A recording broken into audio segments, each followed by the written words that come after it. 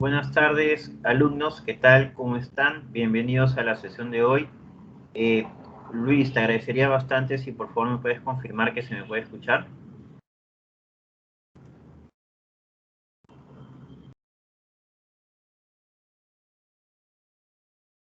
¿O algún alumno me puede confirmar por favor si se me puede escuchar? Sí, ingeniero, sí se le puede escuchar. Perfecto. Bien, vamos a comenzar con la sesión de hoy. Y vamos a hacer como siempre ciertas pausas para hacer preguntas y así podéis seguir avanzando. Dame un segundo, por favor.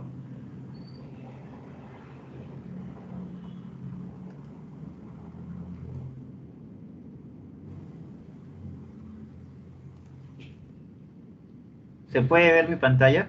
¿Me confirman por favor si se puede ver mi pantalla? Sí se visualiza, ingeniero. Perfecto. Muchas gracias. Vamos a comenzar.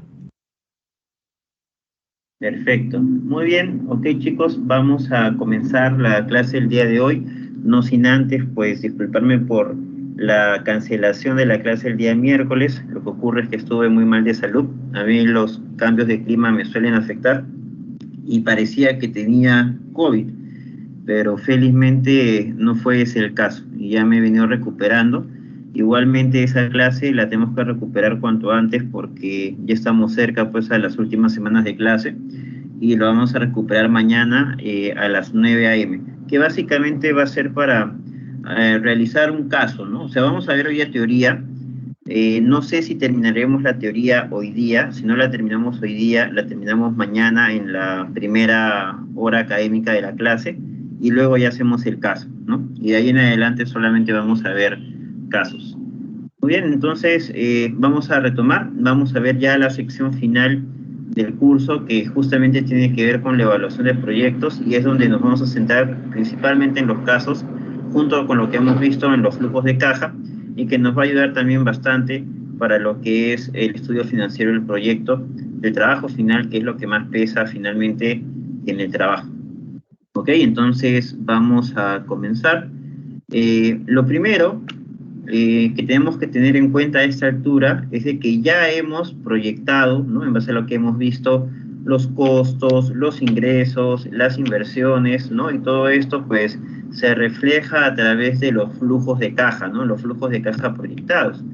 Pero ahora que tenemos esta información, pues, es el principal input para poder decir si es que podemos recomendar o no recomendar hacer el proyecto, ¿no? El proyecto que finalmente estamos investigando.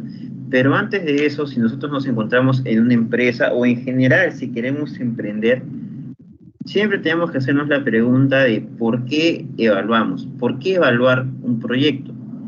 Pues primero porque queremos obviamente demostrar que con ese proyecto se puede obtener más beneficios de lo que se gaste en él.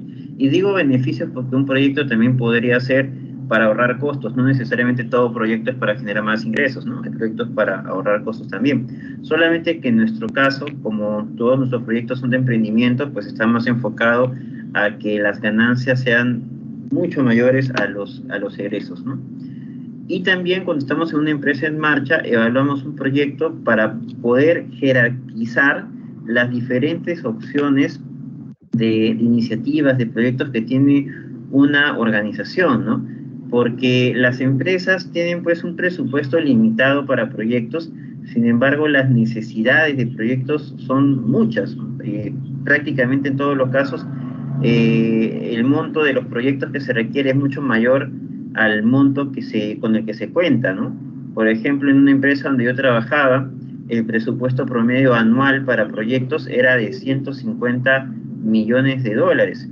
Sin embargo, cuando se hacía el pedido de las diferentes áreas usuarias sobre qué proyectos deseaban que se ejecuten, ¿no? Para la mejora de sus áreas, incluidos temas de negocios también, estos sumaban un total de 500 millones de dólares, ¿no? O sea, obviamente no se podía ejecutar todo porque el presupuesto era de 150 versus 500 millones de dólares. Entonces, ¿qué es lo que teníamos que hacer ahí? Pues lo que había que hacer era evaluar todos esos proyectos para determinar el portafolio de proyectos que genere, ¿no? La mayor rentabilidad posible. O sea, hacer como una función para maximizar, ¿no? El retorno económico de la inversión de esos 150 millones de dólares. ¿Ok? Entonces, en una empresa en marcha, pues evaluar proyectos sirve también para eso, para poder determinar el conjunto óptimo, ¿no?, de proyectos, el portafolio de proyectos que permita la máxima creación de valor. Y cuando hablamos de máxima creación de valor, nos referimos a maximizar el valor del dinero de los propietarios o los accionistas, porque al fin y al cabo ese es el principal objetivo en toda institución, en toda organización. El principal objetivo, en pocas palabras, es enriquecer a los dueños de la empresa, ¿no? Al fin y al cabo, eso es lo que se busca. Y de la misma forma, si ustedes emprenden su negocio, pues lo que más le va a importar en su negocio es tener mayores beneficios, ¿no? Que el patrimonio que han invertido genere mayor rentabilidad, porque para eso se crean empresas y para eso se contratan a personas para poder operar esas empresas. ¿Ok? Bien, entonces esos son los motivos de la evaluación de proyectos. ¿Y para quiénes evaluamos? Pues evaluamos para las personas o también para empresas, ¿no? O también para inversionistas. O sea, podemos evaluar para nosotros mismos si queremos invertir, podemos evaluar para personas que invierten dinero en proyectos, o podemos evaluar para las mismas empresas que quieren invertir en un proyecto, ¿no?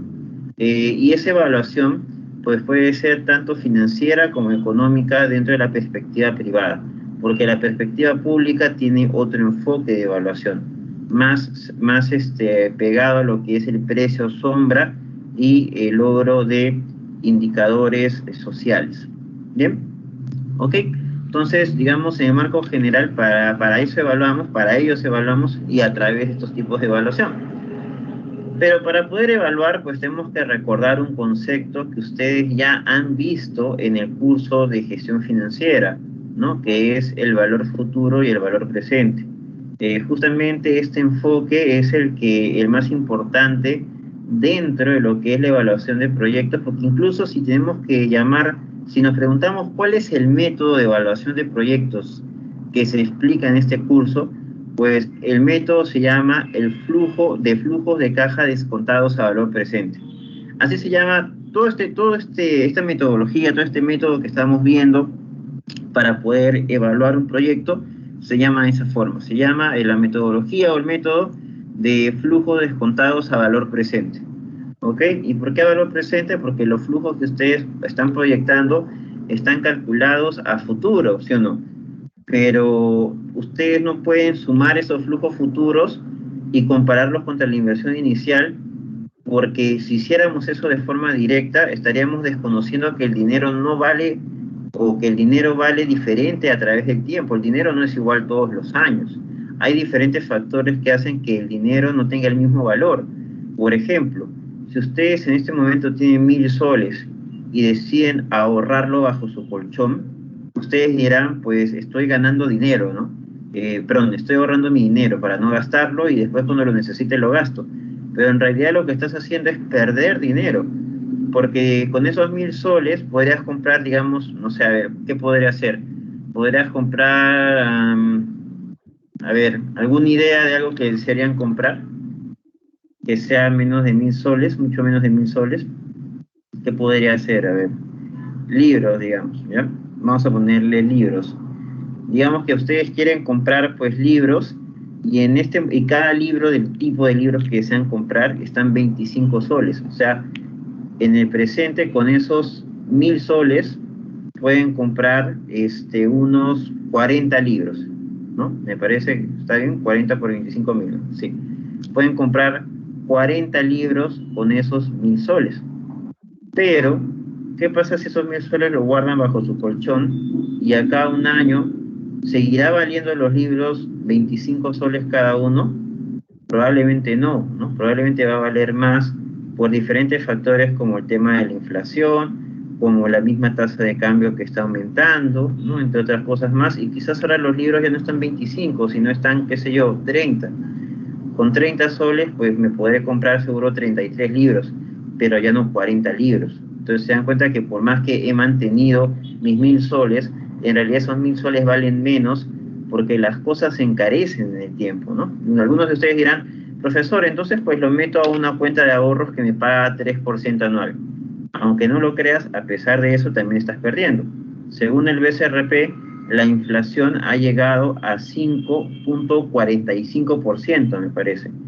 para que el país esté bien, la inflación debería mantenerse entre el 1 al 3%, y hemos llegado a 5.45. ¿Qué significa que la inflación está a 5.45? Significa de que cada año los precios en promedio aumentan en 5.45%. Si un banco te paga una tasa de 2, 3% por ahorrar en una cuenta, por colocar tu dinero en una cuenta de ahorros, al final también estás perdiendo dinero, porque las cosas van a costar 5% más caras y solo te están pagando 3% más por tus ahorros, ¿no? Entonces, en épocas así es bueno invertir en otras opciones que puedan ser más rentables. El único problema es que al invertir en otras opciones que son más rentables, también aumenta el nivel de riesgo, ¿ok? Y ese nivel de riesgo se mide a través del costo-oportunidad, que es algo que vamos a ver en un momento. Pero lo que quiero que quede claro es de que el dinero en el presente no vale igual que en el futuro, porque hay diferentes factores como la tasa de cambio, como la inflación, que hace que las cosas cuesten más y por lo tanto puedas comprar menos cosas con tu dinero, ¿ok? Por eso es importante comprender eso. Y pues para determinar el valor futuro, normalmente el valor futuro se utiliza para poder determinar si tu dinero lo colocas, no sé, en una cuenta de ahorros a una determinada tasa, ¿cuánto valdrá cada unos 5 años? ¿No? Para eso más que todo sirve el cálculo del valor futuro, ¿no? Que tiene esta fórmula, ¿no? El valor presente de tus ahorros por 1 más la tasa que te ofrecen, elevado al plazo que quieres determinar cuánto valdrá en el futuro, ¿no? Sin embargo, cuando trabajamos con flujos de caja, cuando trabajamos con evaluación de proyectos, nosotros no vamos a analizar flujos futuros, perdón, valor futuro. Nosotros lo que vamos a determinar es el valor presente. ¿Se acuerdan que yo les dije que para determinar que los beneficios del proyecto son mayores que la inversión, tenemos que llevarlos, digamos, al presente, ¿no? O sea, tenemos que llevar esos flujos futuros, tenemos que aplicarle, castigarlos con el efecto, ¿no? del valor del dinero en el tiempo y llevarlos al presente, cuánto valdrían en el presente, para recién ahí poder compararlo contra la inversión. Porque yo no puedo simplemente sumar los flujos del año 5, 4, 3, 2, 1 y compararlo contra la inversión porque estaríamos desconociendo el valor del dinero en el tiempo. Lo que yo tengo que hacer es pasar ese flujo 5, de año 5, de año 4, 3, 2, 1, tengo que traerlos al presente y de esta forma compararlos contra la inversión para ver si vale la pena o no hacer el proyecto. Y para ello, pues voy a aplicar la fórmula de valor presente. Lo que voy a hacer es tomar los flujos futuros, lo voy a dividir entre 1 más una tasa I, que es la tasa de descuento, elevado al periodo o al periodo que transcurre entre el año del flujo y el presente, porque eso de esa forma lo voy a traer al presente. ¿Ok? O sea, esto que vemos aquí, ¿no? Eso acá. O sea, es como la fórmula del valor futuro, pero invertido, ¿se dan cuenta? Ahora, ustedes se preguntarán, profesor, ¿y esta tasa, que es la que me permite llevar al presente el flujo futuro, cómo se determina? ¿Cómo se llama? ¿En qué consiste? Pues esa tasa es la denominada tasa de descuento. ¿Ok? Esa es la tasa de descuento. ¿Qué es la tasa de descuento? También se le llama el costo de capital, el costo de oportunidad de capital o la tasa de corte.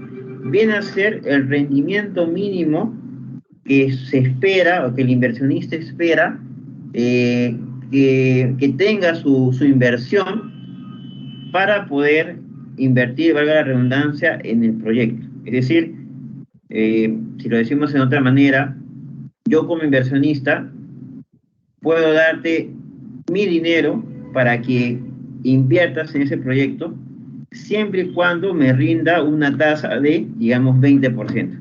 ¿Qué significa? Que no espero ganar menos del 20% de rentabilidad por la inversión de mi dinero, para que puedas tomarlo como capital y hacer el proyecto. Esa es la tasa de descuento, por eso se le llama costo por tener capital. Y esa tasa de descuento viene a ser, pues, cuánto vale el riesgo del accionista, ¿no? ¿Cuánto vale el dinero del accionista por arriesgarlo en esa inversión?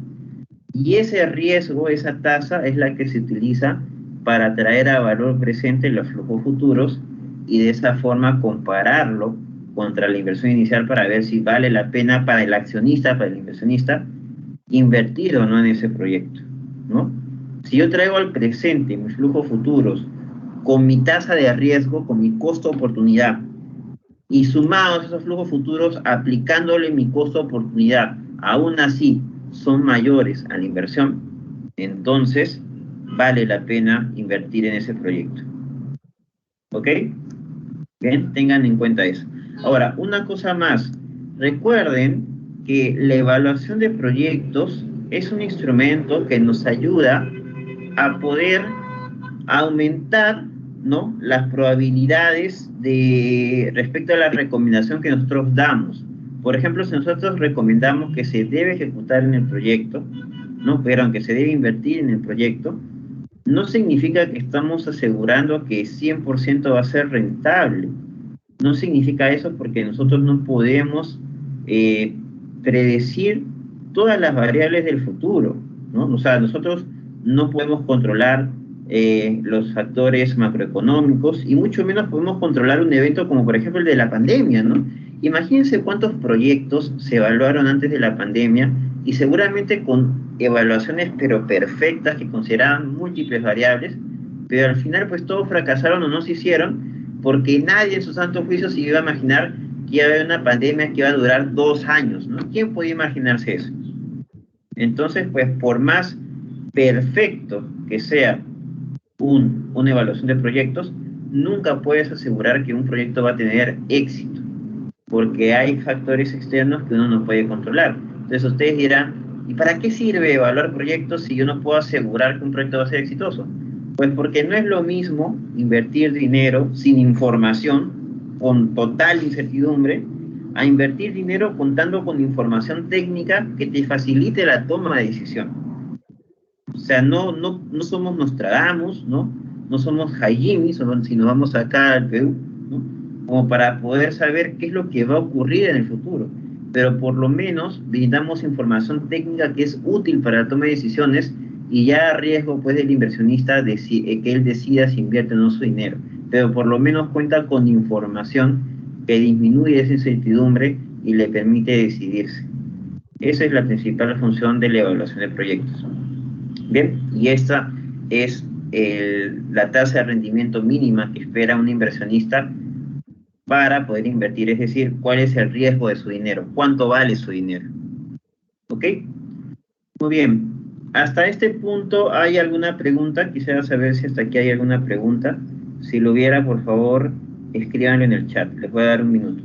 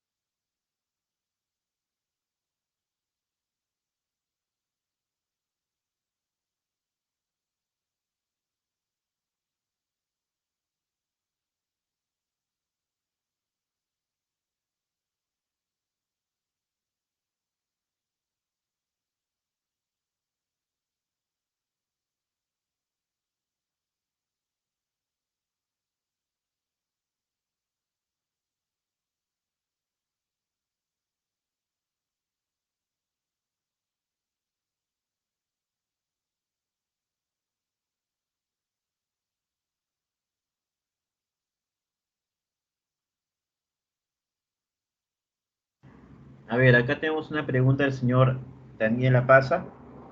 Él pregunta, ¿se puede utilizar la tasa de inflación como tasa de descuento al hallar el alquiler del local? No, la tasa de descuento tiene que ver con el costo de oportunidad del accionista o con la ponderación de las fuentes de financiamiento. Pero la inflación no puede ser tomada como una tasa de descuento porque uno no aspira a ganar lo mismo que incrementan los precios anuales por los bienes y servicios en el país, ¿no? Si esa fuera la aspiración de un inversionista, entonces mejor que no invierta en nada, ¿no? ¿Para qué voy a invertir mi dinero por algo que me va a pagar lo mismo que va a subir de precios las cosas? No tendría sentido. Entonces, no hay forma de tomar la inflación bajo ningún motivo como una tasa de descuento. No sé por qué lo relaciona con el alquiler del local, porque la tasa de descuento aplica para los flujos de caja económico y financiero, no para cada costo. A ver, señora Paso también pregunta, en caso de comprar un terreno, ¿cómo afectaría el flujo de caja por el costo de oportunidad? Pero si compras un terreno, no hay ningún costo de oportunidad. Creo que te estás confundiendo con el ejemplo que les di de si heredas un terreno y decides utilizarlo para un proyecto. Si heredas un terreno que tiene un valor que al que puedes acceder en este momento si lo vendieras, ahí finalmente lo utilizas para hacer un proyecto, ahí sí habría un costo de oportunidad, ¿ok? Y eso iría pues antes de hallar el flujo de caja económico. Justamente vamos a ver ejemplos de eso en los casos. Pero no tiene nada que ver que cuando compras un terreno. Si compras un terreno no tiene nada que ver con costo de oportunidad. Eso sería una inversión intangibles. Bien, ok, vamos a continuar entonces con la clase.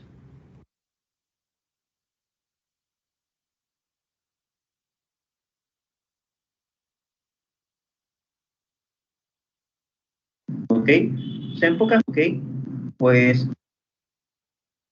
bien, me parece que no hay preguntas, entonces continuamos. Muy bien, ahora dentro de la tasa de descuento, pues las más conocidas o las que más se utilizan para evaluar los flujos de caja son dos, el COP y el WAC, ¿ok? Dentro de un rato vamos a hablar del WAC, pero ahorita vamos a centrarnos en el COP. ¿El COP qué es? Es el costo del capital económico, ¿ok? O sea, en pocas palabras, es la tasa mínima de rendimiento que espere el accionista por su patrimonio, digamos, por su inversión. En el COP no se toma en cuenta el efecto del financiamiento, porque el efecto del financiamiento externo tiene también otra tasa implícita, ¿no? Que es la tasa efectiva anual, mensual, trimestral, que te da el banco o la institución financiera por prestarte dinero. Pero cuando hablamos del COP, hablamos exclusivamente del costo de oportunidad del capital, es decir, del dinero que colocan los accionistas o propietarios o inversionistas. ¿Ok? Eso viene a ser el COP. Y para determinar el COP, que es el costo de capital económico, justamente porque no hay ningún efecto financiero, solamente es del capital del inversionista, se utiliza un método que ya tiene más de 30 años vigente, que hasta el día de hoy pues lo utilizan la mayoría de las empresas, que es el método KPM. En el método KPM, el COP se calcula sumando la tasa de libre riesgo más el rendimiento de mercado menos la tasa de libre riesgo por un factor beta. Les voy a explicar ahora en qué consiste cada uno. La tasa de libre riesgo viene a ser aquella tasa de rendimiento de aquel activo más seguro en todo el mundo. ¿Cuál creen ustedes que es la inversión más segura en todo el mundo? Pues obviamente es el adquirir bonos de la principal potencia mundial. ¿Y quién es la principal potencia mundial hasta ahora? Pues lo es Estados Unidos. Es decir, si Estados Unidos no te paga por los bonos que tú le compras, entonces nadie en el mundo te puede pagar nada. Por eso esa es la tasa de libre riesgo, es la tasa de referencia de libre riesgo. Es equivalente al rendimiento de los bonos soberanos de los Estados Unidos. Ya a eso se le suma el rendimiento de mercado, que es este KM, menos la tasa de libre riesgo. Esta resta, esta diferencia se le llama también prima de mercado, ¿ok?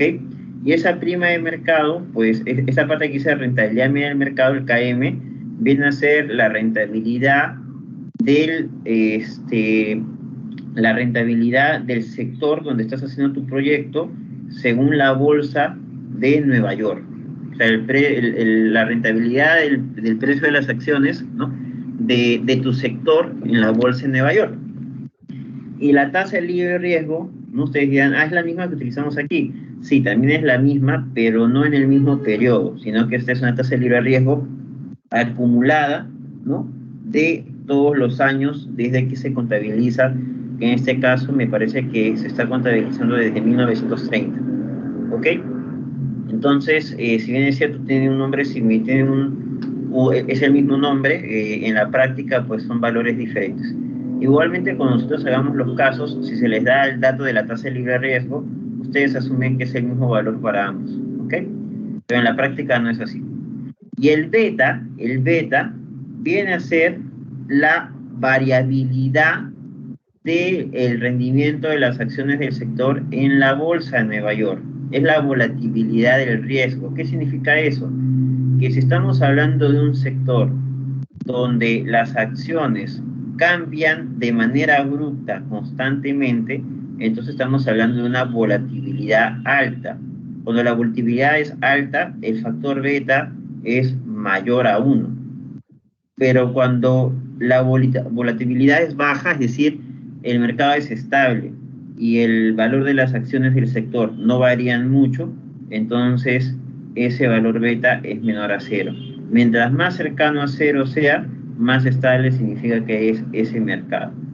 ¿Ok? Ese es el factor beta. Ahora, estas variables que estamos viendo se calculan tal cual en el método KPM para hallar el COP si es que tú evalúas un negocio en Estados Unidos. Pero nosotros no vamos a evaluar un negocio en Estados Unidos, sino aquí en el Perú. Entonces, cuando lo evalúas en otro país, tienes que hacerle un cambio a esta fórmula. Ese beta que está ahí es un beta que está hecho en base a la política fiscal de Estados Unidos. Entonces, está apalancado a la realidad americana. Lo que hay que hacer es desapalancarlo y luego apalancarlo en base a la realidad de la contabilidad de la empresa y también del fisco peruano. Y adicionalmente a esto, hay que sumarle el riesgo país, ¿ok? Ustedes se asustarán y dirán, profesor, ¿de dónde demonios vamos a obtener estos datos, no? Nosotros estamos estudiando ingeniería, no economía, no sé qué nos está hablando. No se preocupen, que yo les voy a facilitar un Excel donde van a encontrar rápidamente toda esta información. Y eso lo vamos a ver ahora, ¿ok? A ver, en un segundo lo voy a compartir.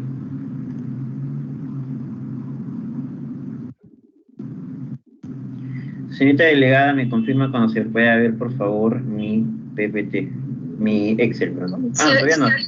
ya se ve el Excel. Sí, disculpen, tengo que activar otra cosa más antes. Espérenme un momento. Se me había olvidado que tengo que activar otra cosa.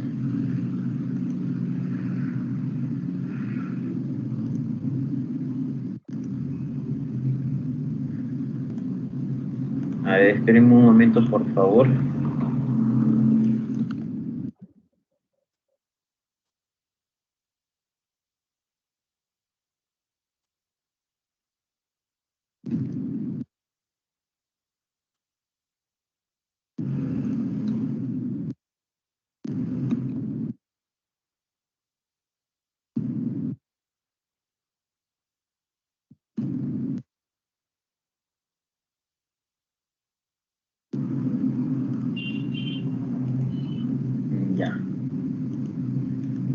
Ya está. Ok, voy a compartir mi pantalla. ¿Me confirma, señorita delegada, cuando se pueda ver mi pantalla, por favor? Sí, ya se puede ver, ingeniero. Bien, este es el Excel que les digo, se llama cálculo del COP. Eso se lo voy a compartir en la parte de PPTs, ¿no? Presentaciones del Teams, ¿ok? Bien, aquí está la forma de determinarlo. Como les había dicho, para poder hallar el COP en nuestra realidad, a la tasa de libre riesgo, que bueno, en este caso se llama RF, que es lo mismo, ¿no? Risk Free, le sumamos el beta apalancado a nuestra realidad, y eso se multiplica por la prima de riesgo, ¿no? Que es la diferencia de rendimiento del mercado menos la tasa de libre riesgo, y a eso se le suma el spread riesgo país. ¿Qué es el spread riesgo país? Es la diferencia entre el rendimiento de los bonos soberanos del Perú, o sea, de nuestro país, y el rendimiento de los bonos soberanos de Estados Unidos. ¿Ok? Esa diferencia viene a ser el riesgo país. Y eso, pues, nos lo proporciona todo el tiempo. Antes salen las noticias. No sé si ustedes han visto noticias como riesgo país aumenta en 1.2, el riesgo país disminuye a 0.9, ¿no? Eso justamente tiene que ver con la diferencia de rendimiento de nuestros bonos contra los Estados Unidos. ¿Bien?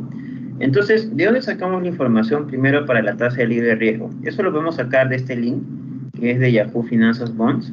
Si nosotros entramos a ese link, nos va a llevar a esta página. En esta página nos va a dar los últimos precios, ¿no?, de los bonos soberanos de Estados Unidos. Y nos van a dar en base a diferentes tipos de periodos que queremos nosotros utilizar para nuestra evaluación.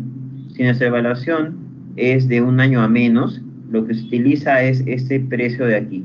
Ojo que esto ya está en porcentaje. Si la evaluación es para a 5 años, ¿ok?, como lo que nosotros vamos a utilizar, se utiliza este de aquí.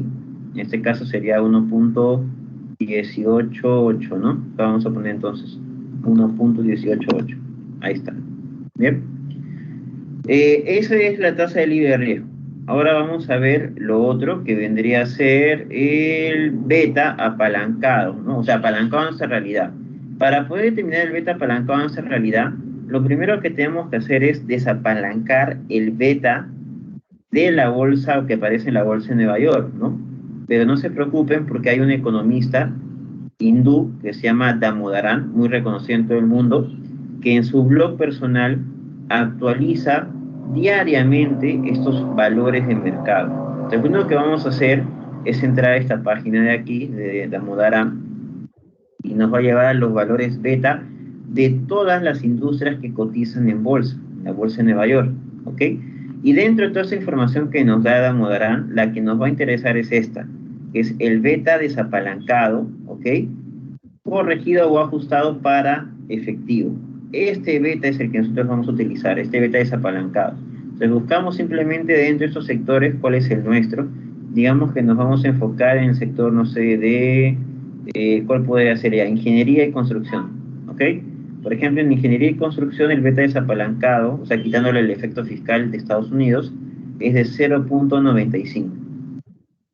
Cuando era 0.95, cuando era menor a 1, significa que es menos volátil, significa que es más estable la variación del precio de sus acciones, ¿no? Aunque no tanto porque está cerca a 1, ¿no? Digamos que un mercado mucho más estable, dentro de las que vemos aquí, podría ser, por ejemplo, este, ¿no?, el de acá, o podría ser este de aquí, el de alcohol, ¿no? O podría ser ¿cuál más? Este de aquí, el de los bancos, miren, ¿no? 0.59, lo cual tiene bastante sentido. Inclusive en este de comida procesada, 0.53, tiene bastante sentido. Bien, entonces vamos a utilizar este que es 0.95, que era el de que habíamos cogido, el de ingeniería, ¿no? Ingeniería de construcción. Bien, ya tenemos el riesgo país. Ahora que nos está faltando, perdón, ya tenemos el beta desapalancado. Ahora que nos falta apalancarlo a nuestra realidad. ¿Cómo lo apalancamos a nuestra realidad? Pues para apalancarlo a nuestra realidad, al beta desapalancado que hemos determinado, hay que multiplicarlo por 1 más, paréntesis, 1 menos la tasa de impuesto a la renta, y eso se multiplica por los pasivos de la empresa sobre el patrimonio de la empresa. En el caso de nuestro proyecto, el pasivo vendría a ser el valor del financiamiento externo, y el patrimonio vendría a ser el aporte propio, ¿ok? Sabiendo que la tasa de impuesto a la renta en nuestro país es de 29.5%, entonces este beta, para apalancarlo en nuestra realidad, lo que tendríamos que hacer es, pues, aplicar la fórmula, reemplazar los valores, y solamente para este ejemplo vamos a asumir que nuestros pasivos son de 600 y nuestro patrimonio es de 400. Obviamente, cuando ustedes hagan esto en su proyecto, pues colocarán su verdadero pasivo y su verdadero patrimonio, ¿no? Vuelvo a repetir, su pasivo sería su deuda externa y su patrimonio sería su aporte propio. ¿Ok? Bien, entonces eso me da mi beta apalancado, que ya está. Ya tengo la tasa del libre riesgo, ya tengo el beta apalancado a nuestra realidad. Ahora, ¿qué me está faltando? La prima de mercado. La prima de mercado, esta diferencia, yo ya la encuentro también a través de la página de Damodaran. Entro a este link que está aquí y me aparece esto, ¿ok? ¿Qué es lo que yo voy a tomar? Yo me voy a ir acá donde dice Annual Risk Premium, ¿ok? Y voy a tomar la del último año. Esa de acá que dice Stock Bonds. Voy a tomar esta que está al final, que es el acumulado desde el 1928 hasta el 2020, que es lo último que se midió. ¿Ok? Aquí está, stock bonds. ¿Cuánto sale? 6.68%. Pues acá es 6.68%. Ya está. ¿Qué es lo único que me está faltando en la fórmula? El spread riesgo país. ¿Eso cómo lo obtengo? Muy fácil. Googleo nada más y pongo spread o pongo riesgo país directamente Perú, ¿no? Y me va a aparecer aquí en gestión, por ejemplo, ¿no? Aquí en gestión me está saliendo las noticias. Perú bajó 2 puntos básicos y cerró en 1.51 puntos porcentuales. Ese es el riesgo del país actual del Perú. Utilizan el último que aparezca. Ese salió hace 3 semanas. Entonces, el riesgo país acá será 1.51%. Y está. Mi tasa de descuento sería 15.75%. Ese sería el valor de mi COP. Ese sería el costo oportunidad de mi inversión si yo tomo en cuenta el rendimiento del sector en la bolsa de Nueva York traído a nuestra realidad. ¿Ok? Ahora, este método KPM es muy utilizado en todo el mundo, pero se utiliza principalmente para las medianas y grandes empresas y las corporaciones también. ¿Por qué? Porque está enfocado principalmente en empresas pues, que cotizan en la bolsa y por lo mismo que cotizan, pues son empresas que estables, ¿no? En teoría estables. Y por ende empresas estables y que gozan de gran liquidez, pues no necesariamente tienen una tasa de descuento tan alta, ¿no? Como en este caso, ¿no? Este 15.75% en realidad es una tasa de descuento relativamente baja, ¿no? Por ejemplo, en Gloria la tasa de descuento era de 8.9% hasta el 2017, ¿no? Bueno, ahora ha incrementado, pero las tasas de las grandes empresas bajo el método KPM es relativamente baja, ¿ok? ¿Y qué pasa, profesor, si ustedes se preguntan con las empresas micro, MIPE, ¿no? Las PYME, por ejemplo, ¿cómo hacen ellos? Para ellos que tienen mayor riesgo, porque no tienen tanta liquidez, porque son empresas más pequeñas, realmente este será un COP, eh, digamos, realista para el valor de su dinero, sabiendo que ellos tienen mayor riesgo. Pues obviamente que no, ¿ok? Esa es una de las desventajas que tiene el método KPM, que es más utilizado para grandes empresas. Entonces, en ese caso, pues siempre existen otras variantes que podemos tomar como tasa de descuento para comparar, ¿ok? Puedo, por ejemplo, aparte del método KPM, puedo hacer mediante un método, allá la tasa de descuento, el COP, mediante un método que se llama el margen operativo del producto estrella. Tomo el producto más rentable de la empresa, en su caso ustedes, pues como la mayoría está haciendo un solo producto, sería ese producto, ¿no? Y tomo su margen operativo como COP, ¿no? Entonces, el margen operativo, ustedes ya deben saber a esta altura, porque llevo su curso de gestión financiera, es la utilidad operativa sobre los ingresos, ¿ok? Si la utilidad operativa en este caso es 20%, entonces yo puedo decir que mi COP es el 20%, ¿ok? Y otro método es tomar como referencia la tasa del préstamo de una entidad bancaria. ¿Por qué? ¿Se acuerdan que yo hace un momento les había dicho que el riesgo de los inversionistas es alto porque es su dinero el que está en juego? Bien, si yo tengo que invertir en un proyecto, digamos que el proyecto vale 1.000.000 de soles, ¿no? Y yo como aporte propio tengo como inversionista, tengo 500.000 y los otros 500.000 me presto del banco, ¿ok? Si el negocio fracasa, ¿quién termina perdiendo más? ¿Nosotros o el banco? ¿Quién tiene mayor riesgo? ¿Nosotros o el banco? ¿Qué dicen ustedes? A ver, leo sus respuestas en el chat. Bajo ese escenario, ¿quién tiene mayor riesgo? ¿Nosotros o el banco?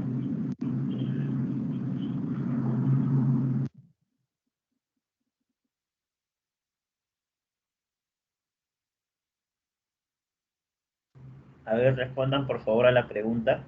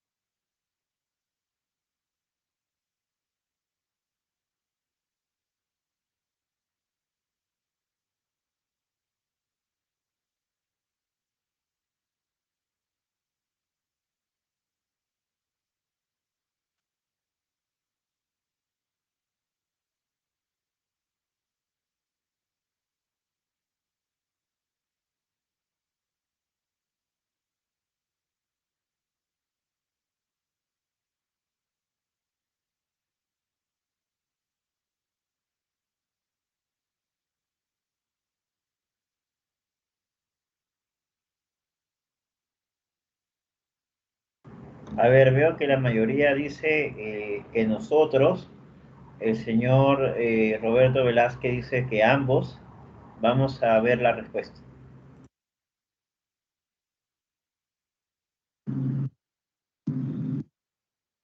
No es muy riesgoso para ellos. En diferentes cronistas.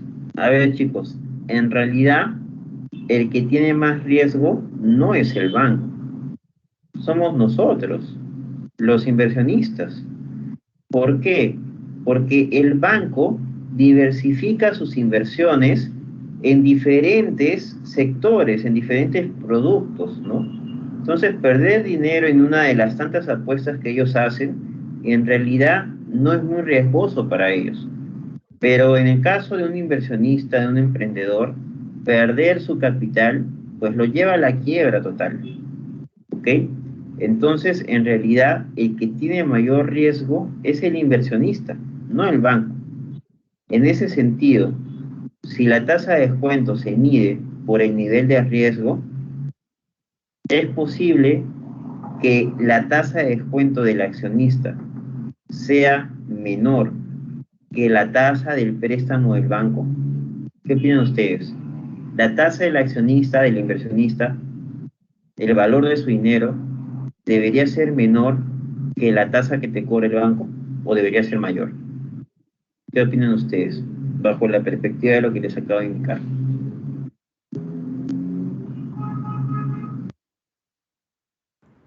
A ver, sus opiniones, por favor, al respecto.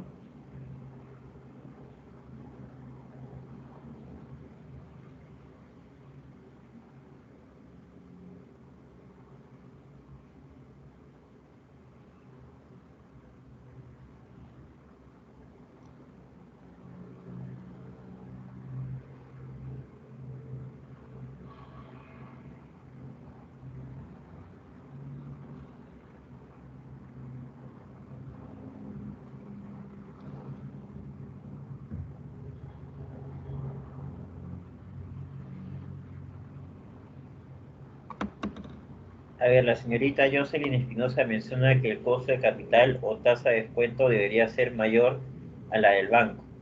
El señor Diego Quispe indica que la tasa del banco debe ser menor a la tasa de descuento. Ok, bien, vamos a ver la respuesta. Debe ser mayor o menor al valor del dinero del banco.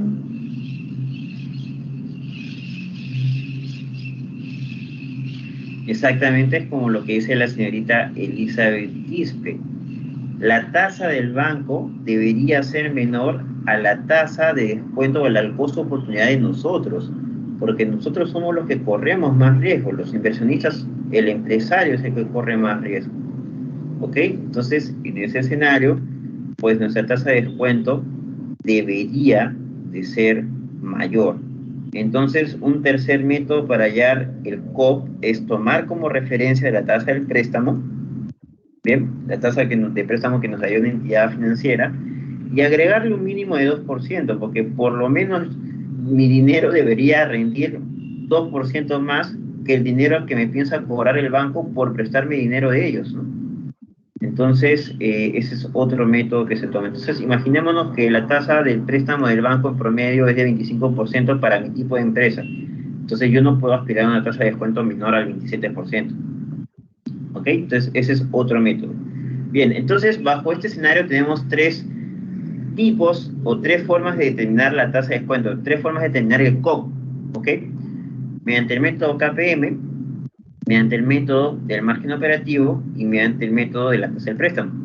Entonces, si tengo estas tres opciones, ¿no? 15.75%, 20% y 27%, ¿cuál de las tres tasas tomaré como COP? Porque no puedo tomar las tres, tengo que tomar una opción.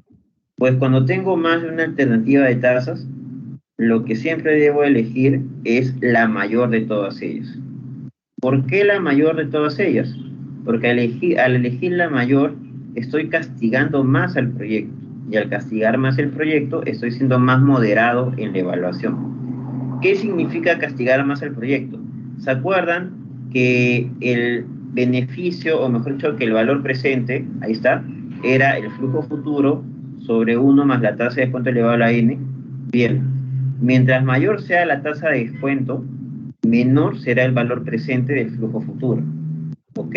Entonces yo debo tomar la mayor tasa de descuento de las tres opciones, porque de esa manera estoy castigando más los flujos y de esa forma estoy siendo más moderado en la evaluación. Cosa de que si a pesar que lo castigo con la mayor tasa, el valor presente de los flujos futuros sigue siendo mayor a la inversión inicial, con mayor motivo debo invertir en ese proyecto. ¿Ok? Entonces siempre tomarán la mayor entre las tres opciones. Profesor, en nuestro proyecto tenemos que hacer el cálculo de las tres opciones. Sí, tienen que hacer de las tres y determinar cuál es la mayor para tomar esa como copia. ¿Ok? Muy bien. Este Excel se los voy a compartir también en la carpeta de presentaciones. Bien, chicos, quiero saber si hasta este punto hay alguna pregunta. Les voy a dar un par de minutos para que lo escriban en el chat si es que lo hubiera.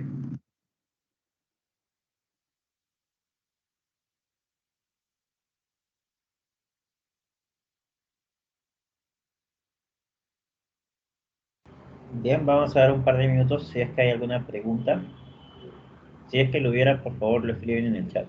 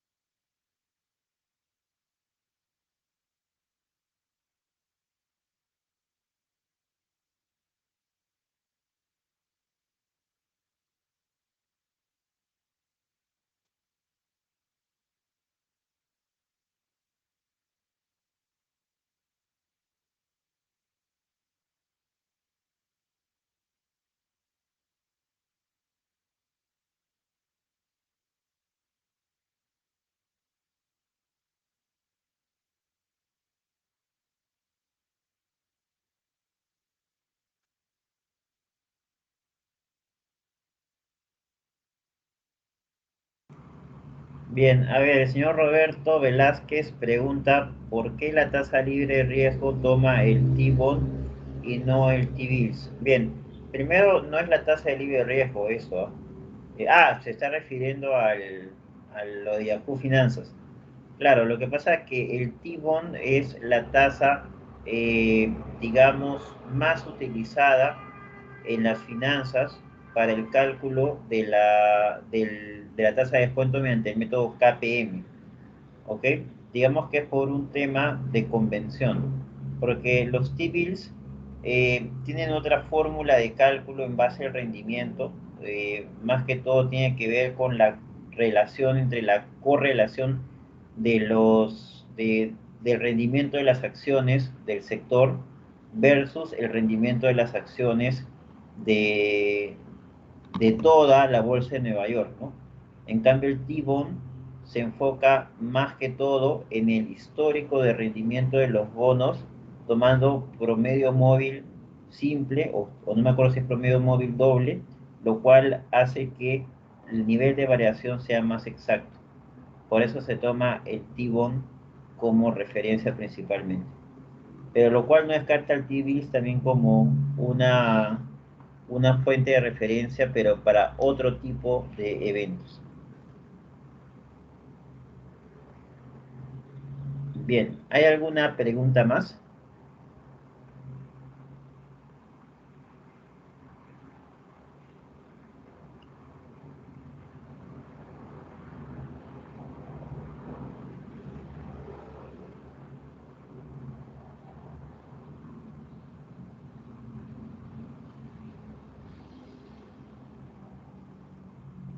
Muy bien, continuamos con la clase entonces. Acá hay una pregunta del señor Daniela Pasa. Él pregunta si la tasa del banco es la TEA. En la tasa del banco es la tasa del préstamo, ¿ok? Que no necesariamente es TEA, o sea, es TEA si el préstamo es anual, ¿no? Si el préstamo es anual, te da una tasa efectiva anual, esa sería la tasa del préstamo. Pero si, por ejemplo, sacas un préstamo, qué sé yo, de pagos trimestrales, de pagos mensuales, puede que no seas la TEA, sino la TED o la TEM, ¿no? O sea, depende del periodo del préstamo. Pero en general, la tasa del banco es la tasa del préstamo.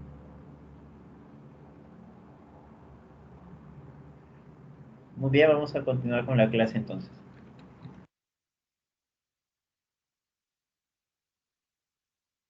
PM. No es KMP, es empresas MIPES.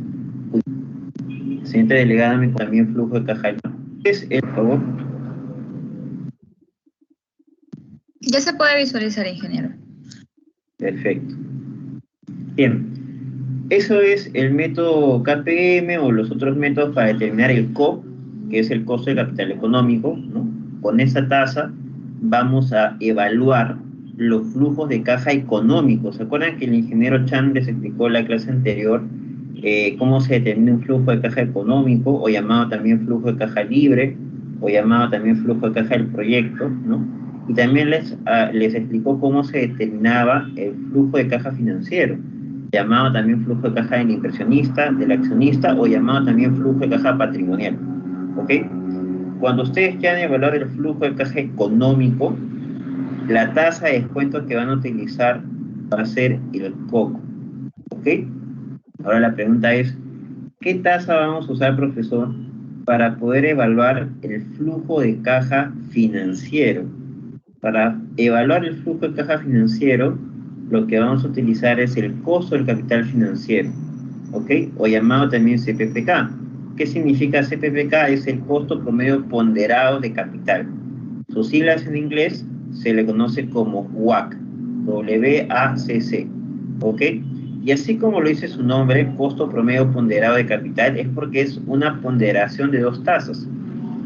Como esta tasa de descuento va a aplicar para el flujo de caja financiero, y el flujo de caja financiero es aquel que considera tanto el aporte propio como la deuda, ¿no? O sea, el financiamiento externo, pues para poder determinar esa tasa de descuento se toma en cuenta justamente esas dos fuentes de financiamiento, ¿ok? Entonces, ¿cómo se determina ese ponderado? Primero se toma la proporción, que es aporte externo o aporte financiero, ¿no? Es decir, el porcentaje que es de financiamiento externo, que se calcula dividiendo el préstamo sobre la inversión inicial, y eso se multiplica por la tasa del préstamo que nos dan, o sea, el préstamo o la TEA que nos cobran por esa deuda, por ese préstamo.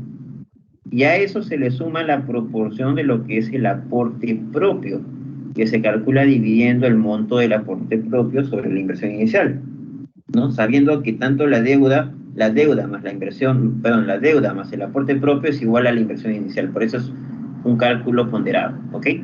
Y esta proporción de aporte propio se multiplica por el valor del dinero de ese aporte propio, que es el COP, que es lo que hemos determinado hace un momento. Entonces, este ponderado me va a dar el CPPK, llamado también costo promedio ponderado de capital o costo de capital financiero, o como se le conoce mundialmente como WACC, W-A-C-C, WACC. ¿Ok? Y con este WACC vamos a evaluar el flujo de caja financiero, o llamado también flujo de caja patrimonial, o del inversionista o accionista. Bien, esas son las tasas que vamos a utilizar. Y con eso entramos ahora sí al último tema del curso, que es la evaluación de proyectos mediante los indicadores de evaluación. En realidad, para evaluar un proyecto existen tres niveles de evaluación. La primera es a través de indicadores, que es lo que vamos a ver hoy día. La segunda es a través de análisis de escenarios y sensibilidad, que muy probablemente vayamos a ver en los casos dependiendo de cómo ustedes vayan avanzando, ¿ok? En un análisis de escenarios se presentan normalmente tres escenarios, que es el pesimista, el optimista y el moderado, para ver entre qué intervalos se podrían mover estos mismos indicadores, ¿ok? Y el tercer nivel de evaluación de proyectos es el de simulación de Monte Carlo, donde lo que se determina en esa evaluación es la probabilidad de que los resultados que se están dando ocurran, o sea, el nivel de probabilidad, ¿ok? Pero eso nosotros no lo vamos a ver en el curso, porque eso es más algo de posgrado, y muy aparte de eso, pues no es necesario que lo sepan a ese nivel de detalle, por ejemplo, los alumnos de ingeniería civil o de sistemas, ¿no? En todo caso, eso es algo que pueden ver más adelante en algún posgrado que estudien, porque aparte también necesitamos otro sistema como por ejemplo Crystal Ball, que no lo tenemos en la universidad todavía, ¿ok? O el @RIX también. Aparte que lo principal en pregrado es que sepan cuáles son los indicadores de evaluación de proyectos, o sea, que por lo menos comprendan el primer nivel de evaluación, que es lo que vamos a ver ahora. ¿Cuáles son estos criterios de evaluación o estos indicadores? Pues los más utilizados son estos 4. El valor actual neto, o también denominado VAM, o también algunos le dicen BPN, que es valor presente neto. La tasa interna de retorno, también conocida como la TIR. El payback, llamado en español el periodo de recuperación del capital invertido. Y finalmente el coeficiente beneficio-costo. No es el mismo que hemos visto en la parte de propuesta de valor. Ese era el beneficio-costo para el consumidor. Este es un beneficio-costo económico o financiero que se calcula para la evaluación de proyectos. Ojo con eso, no es lo mismo. ¿Bien? Entonces, vamos a estos indicadores y vamos a comenzar con uno de ellos, que es uno que tiene mucha importancia en particular en nuestro país. No es el más importante de todos, pero en nuestro país es muy utilizado por las empresas más reconocidas, ¿no? O sea, de capital peruano, que es el método del plazo o periodo de recuperación, el payback. Básicamente consiste en determinar en qué tiempo se recupera el capital invertido por el inversionista. ¿En qué tiempo se recupera? ¿Y por qué les digo, o por qué les comento que este es un indicador que le importa mucho a los empresarios de nuestro país? Porque en nuestro país, pues, la mentalidad del empresario es más cortoplacista. Lo que ellos buscan es que aquel esfuerzo que hacen invirtiendo en un proyecto, pues se recupere en la menor cantidad de tiempo posible, ¿ok? Muchas veces, en muchas empresas como por ejemplo Live, Bacus, Gloria, que son empresas de capital peruano y conocidas. Bueno, Bacus ya le pertenece pues a una empresa más grande, ¿no? Pero la administración sigue siendo peruana. Pero en ese caso, en todos estos casos, pues a veces o muchas veces les importa más el tiempo en el cual se recupera la inversión, más que si es que genera una rentabilidad alta o no a largo plazo el proyecto, porque están necesitados de liquidez en el corto plazo, ¿no? Entonces, para poder evaluar un proyecto mediante este indicador, lo que se hace es comparar ese periodo de recuperación contra un término denominado PRMA. ¿Qué es el PRMA? Es el periodo de recuperación máximo aceptable. O sea, según la política de inversiones de la empresa, se determina un periodo máximo de recuperación. Si no se cumple o si se sobrepasa ese periodo máximo de recuperación aceptado por los inversionistas o dueños de la empresa, entonces no se ejecuta el proyecto. Entonces, bajo ese criterio, si el PR, el periodo de recuperación, el payback, es menor que este periodo de recuperación máximo aceptable según las políticas de inversiones de la empresa, se acepta el proyecto. Pero si el payback es mayor a ese periodo, se rechaza. ¿Ok? Como les digo, en nuestro país, muchas veces este criterio es mucho más importante que cualquier otro, por el pensamiento cortoplacista que tienen las empresas y por la necesidad de liquidez que tienen. ¿Ok? La fórmula de calcular, o la fórmula para calcular el payback, o periodo de recuperación, es esta que vemos aquí. El periodo último con flujo de caja acumulado negativo más el valor absoluto de la división de el último flujo acumulado negativo sobre el flujo de caja del siguiente periodo después de ese acumulado negativo. Suena como a trabalenguas, pero no se preocupen, porque vamos a ver un ejemplo en un Excel. ¿Ok? Voy a proyectar un Excel para poder ver el ejemplo. Lo vamos a hacer en base a esto de aquí, en base a este caso práctico. Estamos hablando de un proyecto donde la inversión es de 50.000, ¿no? En el presente siempre es el periodo 0, y los flujos esperados por cada año hasta el sexto son los que ustedes ven aquí. ¿Ok? Entonces lo que queremos determinar es si se debe invertir o no en este proyecto, sabiendo que el PRMA es de 2.5 años, es decir, 2 años y 6 meses. ¿Ok? Entonces vamos a revisar cómo es que se calcula esto, según la fórmula que hemos visto hace un momento. Creo que hay una pregunta del señor Centeno. Él menciona, para el COP, ¿existe un porcentaje de aceptación, ya sea no menor o no mayor, aplicado al Perú? No, al contrario, o sea, el COP es el criterio bajo el cual se evalúa si con otro indicador si es que se debe ejecutar o no el proyecto.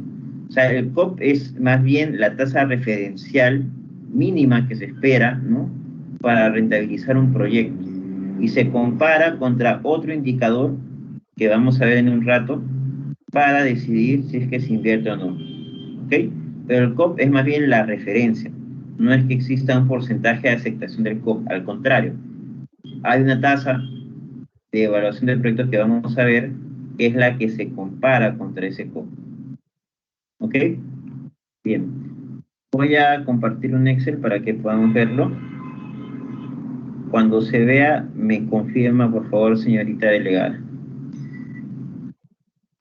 Ya se puede visualizar, ingeniero. Perfecto. Esperen un segundo, voy a conectar un cargador porque se me está yendo la batería. Ya está. A ver.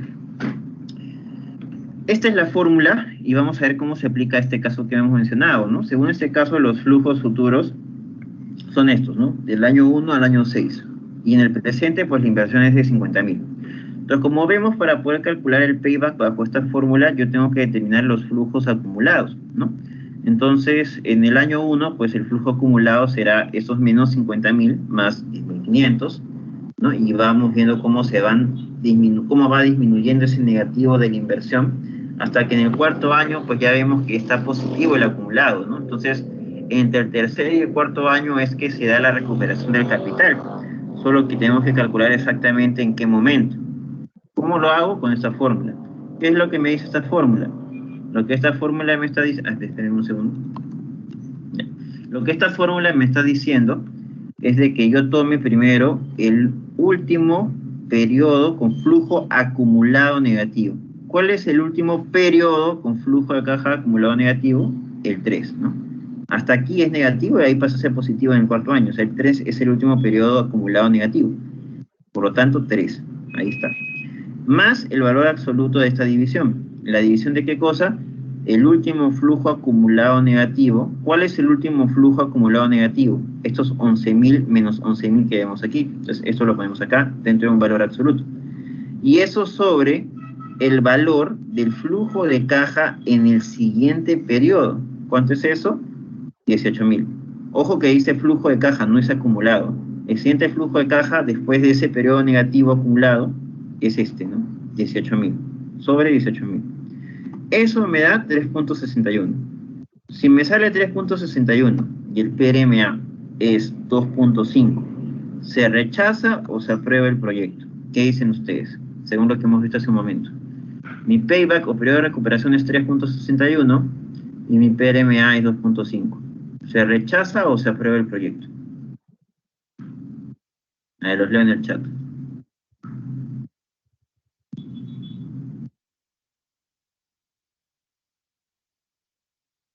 A ver, chicos, ¿qué dicen? ¿Se rechaza o se aprueba?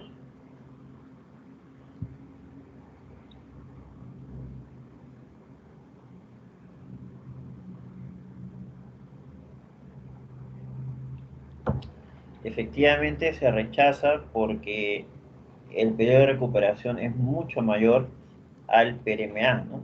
A ver, veamos la solución. Bien, a ver, señores, según el señor Jordan Tejada, se rechaza porque sobrepasa el PRMA. Es correcto, ¿no? Si tomamos el ejemplo que acabamos de ver, pues efectivamente tengo que rechazarlo porque supera el PRMA.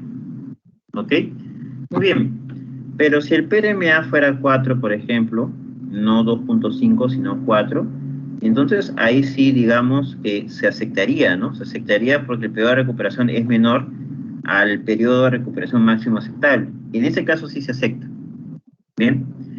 Pero, a ver, les hago una pregunta. Sabiendo que la metodología de evaluación de proyectos que estamos aplicando es de flujos de caja descontados al valor presente, ¿es correcto cómo estoy determinando el payback? ¿Qué piensan ustedes?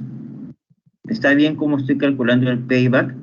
¿O hay algo que no es congruente con lo que he hablado yo sobre la metodología de flujos de caja descontados a valor presente? A ver, ¿qué dicen?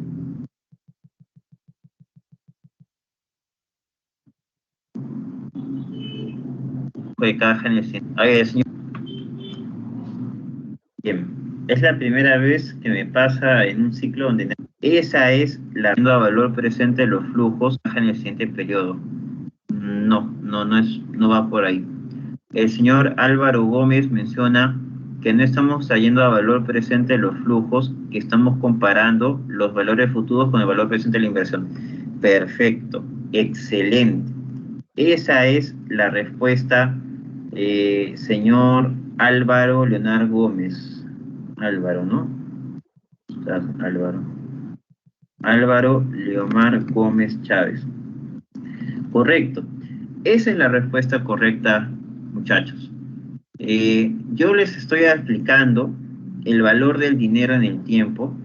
Sin embargo, aquí no lo estoy respetando, porque simplemente estoy en los acumulados sumando, ¿no?, los flujos futuros a la inversión en el presente, como si el valor del dinero fuera igual cada año. Y según lo que yo explicó al inicio, pues eso no es congruente, ¿no? Por lo tanto, esta forma de calcular el payback no va acorde al método o la metodología de evaluación de proyectos que estamos utilizando. Entonces, para que vaya acorde, tengo que aplicar el valor del dinero en el tiempo. Para poder aplicar el valor del dinero en el tiempo, entonces lo que voy a necesitar es una tasa de descuento para traer al presente estos flujos futuros. Por ende, vamos a tomar como tasa de descuento un 10%. ¿Okay? Digamos que la tasa de descuento, esto es un ejemplo, ¿eh? No estoy diciendo que siempre es 10%, es un ejemplo. Vamos a tomar una tasa de descuento del 10%. Entonces, lo que vamos a hacer es, esos flujos futuros los vamos a traer a valor presente. ¿Cómo traigo a valor presente los 10.500? Pues lo divido entre 1 más 10% elevado a la diferencia de ese futuro hasta el año presente, que es de un año, ¿no? Entre 1. Estos 13.500 lo calculo dividiendo entre 1 más la tasa de descuento, que es 10% elevado a la 2, porque la diferencia de este flujo futuro al presente es de 2 años. Y así lo hago para cada año. Y ahora sí, traído al presente mis flujos futuros, ya puedo yo sumar en los acumulados, ¿no? Entonces hago lo mismo, sumo los 50.000 que están en negativos a estos flujos en valor presente, y fíjense cómo la recuperación del capital ya no se da entre el tercer y cuarto año, sino se da entre el cuarto y quinto año. ¿Se dan cuenta? Acá pasa el acumulado negativo a positivo. Entonces yo lo que voy a calcular es esa misma fórmula de payback, que le voy a llamar payback ácido. ¿Por qué payback ácido? Porque estoy aplicando, pues, estoy siendo más ácido en la evaluación, porque estoy considerando el valor del dinero en el tiempo. Entonces, ¿cómo lo calculo? En la misma fórmula. Tomo el último periodo donde el flujo de caja acumulado es negativo, que es el 4, ¿no? Le sumo el valor absoluto de la división del último flujo de caja acumulado negativo sobre el siguiente flujo de caja positivo, ¿ok? Y eso me da 4.42. Entonces, si el PRMA sigue siendo 4, en este caso, ¿se debe rechazar o se debe aprobar el proyecto? Pues obviamente se debe rechazar, ¿no? Entonces, ¿se dan cuenta? Si yo no considero el valor del dinero en el tiempo, yo le estoy recomendando al accionista que ejecute el proyecto, pero no estoy tomando en cuenta el valor de su dinero, no estoy tomando en cuenta su propio riesgo.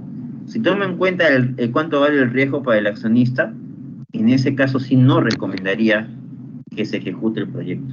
Y eso es lo que ustedes tienen que determinar en sus proyectos también. ¿Ok? Muy bien, así es como se calcula el valor del payback. Bien, voy a proyectar nuevamente la PPT.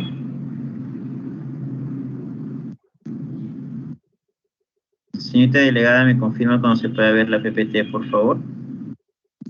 Ya se puede visualizar. Perfecto. Bien, aquí está lo que les decía, el 3.61. Ahora vamos a ver el principal indicador de evaluación de proyectos de todos, el valor actual neto.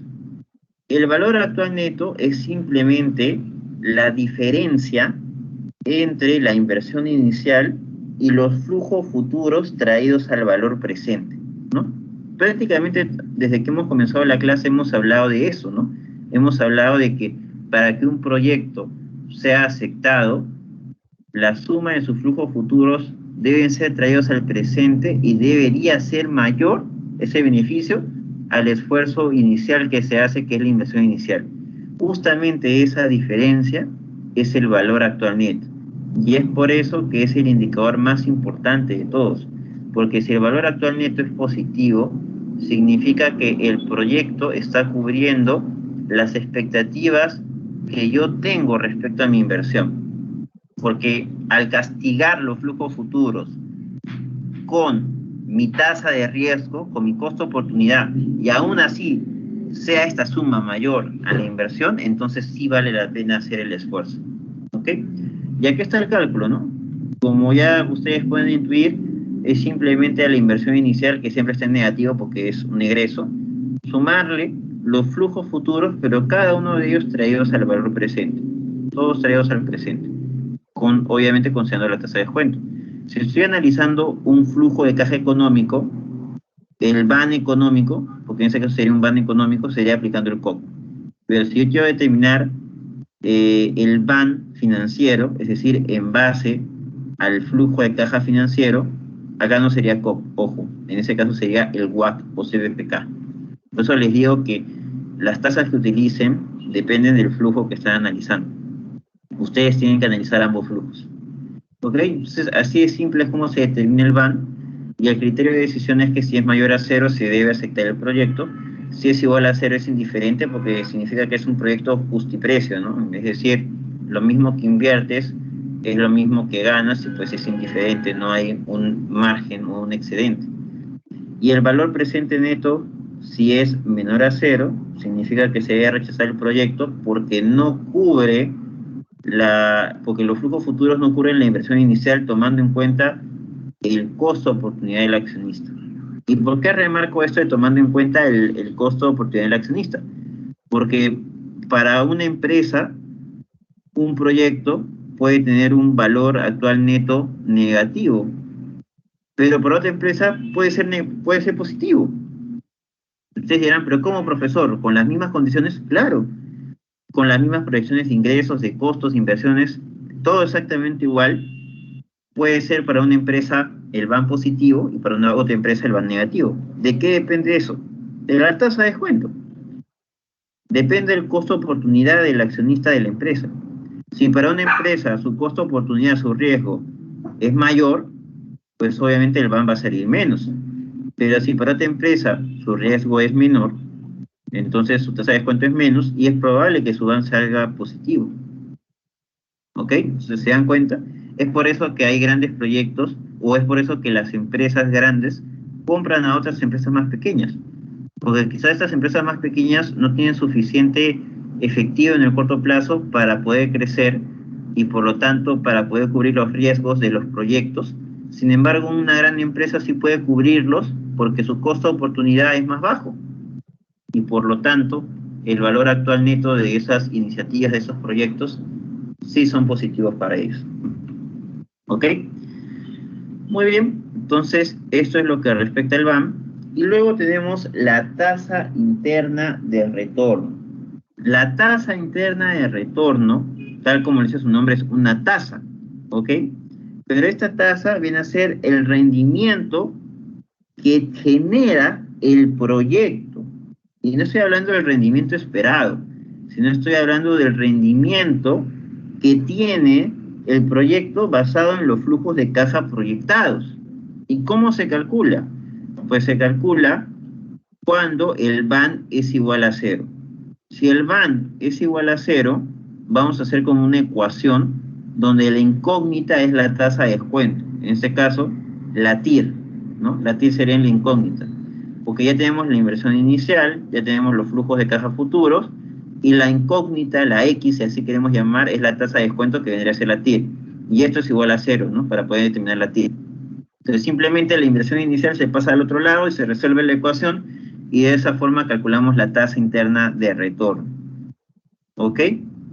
Y esa tasa interna de retorno, ¿para qué sirve? También para evaluar un proyecto, porque esa tasa interna de retorno, que es el rendimiento del proyecto, el rendimiento real, ¿no?, del proyecto, si esa tasa interna de retorno es mayor que el costo de oportunidad de capital, es decir, que el COP, que es justamente lo que mencionaba un compañero suyo hace un momento, en ese caso se acepta el proyecto, porque el rendimiento real de esa inversión es mayor que la tasa mínima de rentabilidad que yo espero, que es el COP. ¿Ok? Y obviamente, si ese COP es mayor que esa tasa interna de retorno, se rechaza el proyecto. Esto en el caso que yo esté evaluando la tira económica, si estoy evaluando un flujo de caja económico.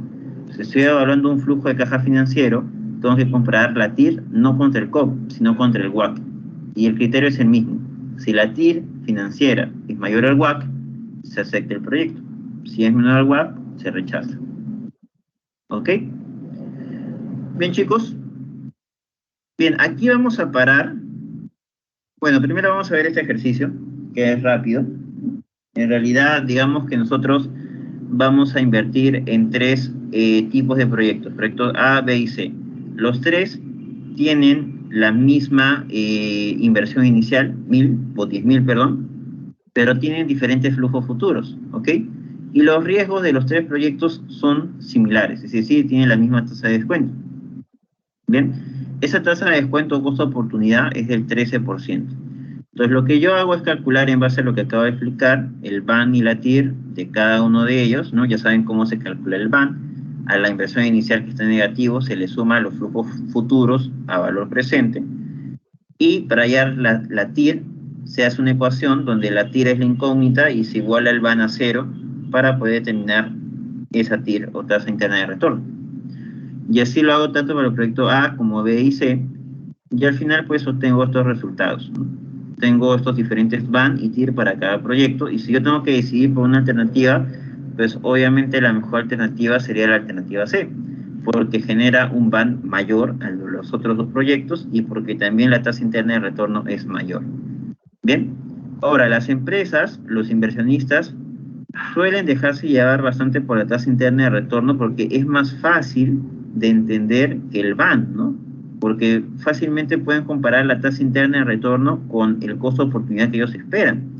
Pero el BAN en realidad pues solamente se aprueba el proyecto si es positivo, entonces como que no tienen una tasa de referencia ahí los inversionistas para decidir o para saber qué tan bueno es la evaluación del proyecto, entonces siempre terminan quedándose más de la tasa interna de retorno.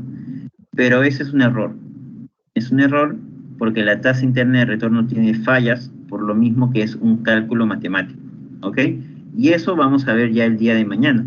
El día de mañana vamos a comparar el BAN versus el TIR, y esto en realidad nos tomará 15 minutos junto con el beneficio-costo, ¿ya? Eso lo vamos a acabar mañana en los primeros 20 o 30 minutos de clase, y ahí ya vamos a comenzar con el caso, ¿ok? Pero hasta ahí nos vamos a quedar en el día de hoy. Muy bien, alumnos, hasta ahí vamos a avanzar el día de hoy. Vamos a continuar ya mañana a las 9 a.m. en punto con lo que resta de la teoría, y de ahí vamos a comenzar ya con los casos. A partir de ese momento ya todo lo que vamos a resolver son casos. Muy bien, eso sería todo. Buenas tardes.